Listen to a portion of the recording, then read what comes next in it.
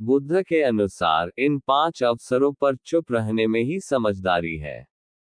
वैसे तो कई अवसरों पर चुप रहना चाहिए। चुप या मौन रहने के कई फायदे भी हैं और नुकसान भी।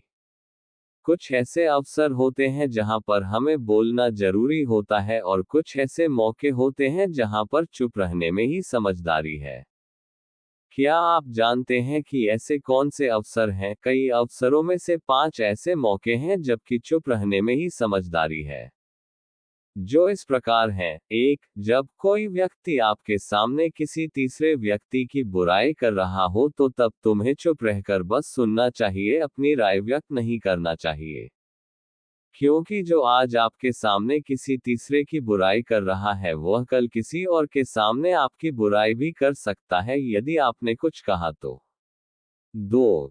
यदि आपको किसी घटना या किसी विषय पर अधूरी जानकारी है तो चुप रहना ही उत्तम है, क्योंकि अधूरा ज्ञान बड़ा घातक होता है। यह आपको हंसी का पात्र भी बना सकता है या किसी मुसीबत में भी डाल सकता है। 3. यदि आपको लग रहा है कि कोई व्यक्ति आपकी भावना, दुख या परेशानी को शब्दों में नहीं समझ पा रहा है या वह आपको ध्यान से सुन नहीं पा रहा है तो ऐसे व्यक्ति के सामने चुप रहना ही ठीक है, क्योंकि ऐसे लोगों को आपकी भावना या दुख से कोई मतलब नहीं होता।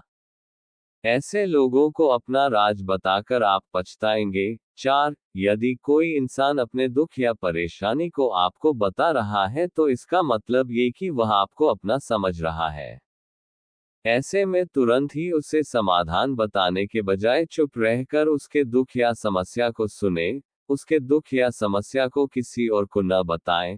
5. जब कोई अपना या कोई सगा संबंधी आप पर क्रोध कर रहा हो, आपका अपमान कर रहा हो तो आपको उस वक्त चुप रहना चाहिए ताकि सामने वाले का गुस्सा पूरी तरह से बाहर निकल जाए। आप यदि सही हैं तो उससे बिल्कुल माफी न मांगे और चुप रहकर सही समय का इंतजार करें। वह खुद ही आपसे माफी मांग लेगा या उसे अपनी गलती का एहसास हो जाएगा। इसलिए हमें इन बातों का ध्यान रखना चाहिए।